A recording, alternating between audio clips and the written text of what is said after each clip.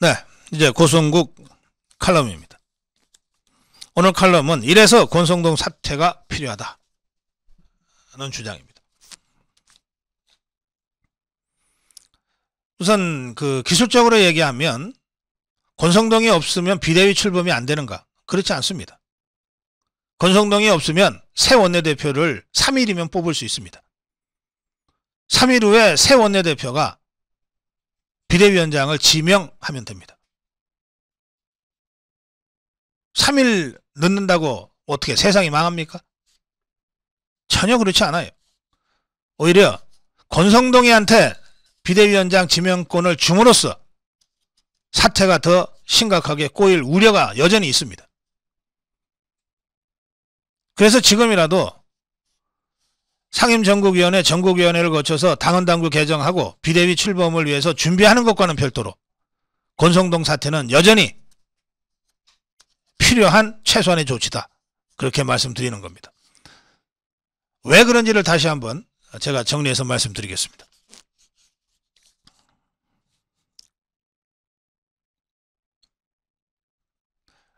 어제 이준석이가 대구에서 기자회견을 하면서 지금 국민의당 사태가 박근혜 대통령 탄핵 때보다 더 위험하다 이런 주장을 했는데 이준석의 주장에 대해서 제가 논평하지 않겠습니다. 그건 논평거리도 안 되는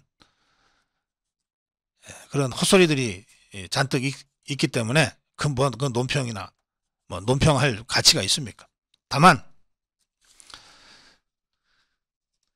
최근 들어 부쩍 유승민이나 이준석이나 박근혜 대통령 탄핵 때를 연상시키는 윤석열 대통령에 대한 험담과 위협이 계속되고 있어요. 배신자는 또 배신한다 는 격언이 현실로 지금 나타나고 있는 것 같습니다. 배신자들은 또 배신한다. 5년 전 박근혜 대통령을 끌어내리고 뒤에서 칼질을 해서 감옥에 보낸 이 배신자들이 누굽니까? 김무성이, 유승민이, 그리고 지금 분탕질 잔뜩 치고 있는 이준석이, 권성동이 이런 자들 아닙니까? 이 자들은 상대가 박근혜니까 배신했고 상대가 윤석열이니까 의리를 지킬 거다? 웃기는 소리. 의리관계로 따지면 김무성이는 박근혜 대통령 대선 때 총괄 본부장 했습니다. 의리로 따지면 유승민이는 박근혜 때문에 박근혜 대통령 덕분에 재선 의원 되고 삼선 의원 되고 원내대표까지 한 자입니다. 이준석이는 박근혜 대통령이 비대위원으로 26살짜리 어린애를 중앙정치판에 데뷔시킨 자입니다. 의리관계로 따지면 도저히 세상이 무너져도 배신하면 안 되는 이 자들이 박근혜 대통령을 배신하고 뒤에서 칼질해댔어요. 시저가 암살당할 때 맨 앞장에 섰던 브루투스는 시저의 양아들이었습니다. 그래서 시저가 안심했던 거예요. 브루투스가 옆에 있으니까. 그 브루투스가 시저를 암살합니다. 어릴 때 외갓집에서 같이 놀던 친구라고 권성동이가 윤석열 대통령 배신 안 할 것 같습니까?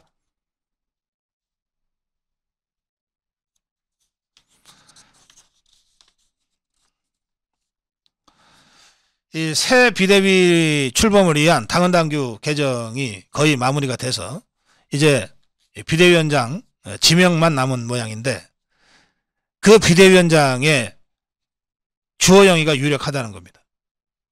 그런데 그 지명권을 갖고 있는 자가 누구냐? 권성동입니다. 아니 그 자가 왜 지명권을? 원내대표니까. 원내대표니까. 지금 유일한 지도부니까. 이 자가 비대위원장을 지명할 권한을 갖고 있는 겁니다. 권성동이가 그거 비대위원장 지명권을 행사하려고 원내대표를 아직 사퇴를 안 하고 버티고 있는 거예요. 비대위원장은 선출되는 것도 아니에요. 그냥 지명하면 끝이에요. 그 권한, 자기 후계자를 세우는 그 권한을 권성동이가 자기가 끝까지 행사하고 그만둬도 그만두겠다는 겁니다.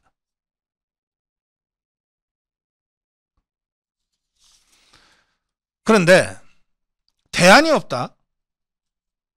어디 국민의힘에 주호영이 말고 사람이 없어요? 주호영이야말로 제가 지난번에 비대위원장 지명될 때부터 반대했던 자입니다.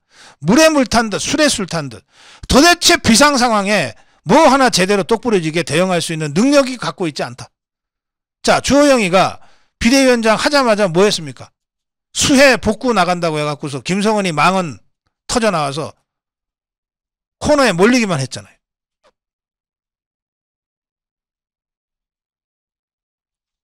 이런 자가 대안이 없다고 지금 다시 비대위원장으로 지명된다고 지금 보도가 되고 있어요. 황정수라는 좌파 판사의 판결 자체가 황당하고 말도 안 되는 것이기는 하나, 그렇다고 해서 법원의 판결이 있는데 그 주호영이를 논리는 다르지만 똑같은 얼굴을 다시 비대위원장으로 선임을 해요? 추대를 해요? 우선 국민들이 야, 저 정도 뭐 상황이 생겼으면 뭐 좀 변하는 모습을 보여야지. 어떻게 또 주호영이냐? 또 권성동이고 또 주호영이냐? 이런 소리 안 할 것 같습니까? 실제로 당 일각에서 주호영이보다 김태호가 낫다. 아, 윤상현이도 있지 않냐? 그런 얘기들이 나온다고 합니다. 홍문표는 어떠냐? 사선의 홍문표. 나이가 좀 많지만 오히려 그것 때문에 비상 상황을 관리하기에 경륜이 있지 않냐? 김태호 어떠냐? 그야말로 당내 개파 활동 하나도 없이 여러 경험을 거친 화합형 인사 아니냐? 이런 사람이 비대위를 맡아야 어수선한 당을 수습하기가 쉽지 않냐? 이런 얘기들이 있는데 김태호 얘기가 나오자 이게 조선일보 기사인데요. 친윤계인지 친권계인지 모르겠어요. 제가 보기에는 친권계라고 봅니다. 권성동계 쪽에서 나온 얘기가 뭐냐? 권성동의 공개 사퇴를 요구한 사람인데 어떻게 비대위원장으로 임명하냐는 얘기가 나오고 있어요.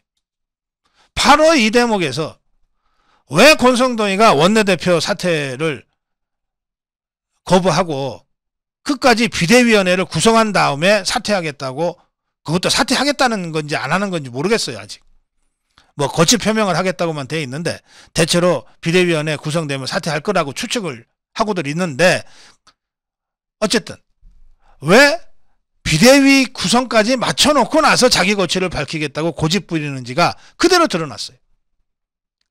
새 비대위원장에 자기 권성동 사퇴를 요구했던 중진들은 절대 못 올라오게 하겠다고 지금 버티고 있는 겁니다. 지금 공개적으로 권성동 사퇴가 문제 해결의 출발일 수밖에 없다. 그 권성동 사퇴를 요구한 중진 의원들이 3명 있습니다. 5선의 조경태, 4선의 윤상현, 3선의 김태호. 이 3사람이 공개적으로 권성동 사퇴가 선행 조건이다, 이렇게 요구해 왔어요.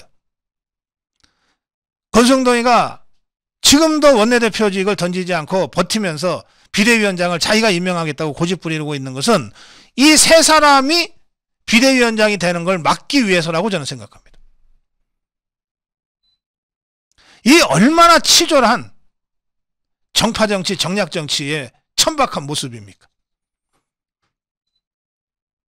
무능으로 당을 완전히 누란의 위기에 빠뜨려버린 자가 자기를 반대한 사람이 후임 비대위원장이 될까봐 그거는 막고 가겠다고 지금 고집 부리고 있는 겁니다.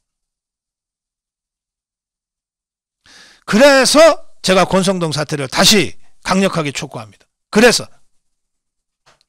이자가 자기랑 뜻이 맞는, 자기 말 잘 들을 것 같은 주호영이를 다시 비대위원장으로 임명해서 당을 여전히 자기 손아귀에 볼권 쥐고 가겠다고 하는 속내, 그 천박한 속내를 드러내고 있는데 이자를 쳐내지 않고 무슨 놈의 당의 혁신과 쇄신과 거듭남이 가능하겠습니까? 다시 한번 권성동의 즉각 사퇴를 요구합니다. 그리고 권성동 사퇴를 요구한 김태호는 안 된다. 이게 친권성동계의 주장이라 그러는데 김태호는 지금 비대위원장에 관심이 없어요. 하라 그래도 안 할 겁니다. 왜? 당대표 준비를 하고 있는데 비대위원장에 나가면 당대표 출마를 못 하잖아요. 생각도 안 하고 있는데 이 권성동계는 혹시 김태호 같은 사람이 비대위원장이 돼서 권성동에 정치적으로 칠까봐 벌벌 떨고 있는 거예요. 이런 자한테 여전히 당의 미래가, 당의 운명이 맡겨져 있다는 것, 이 사실이야말로 정말 통탄할 상황입니다. 다시 한번 권성동의 즉각 사퇴를 요구합니다. 네, 고성국 칼럼 여기까지 하겠습니다.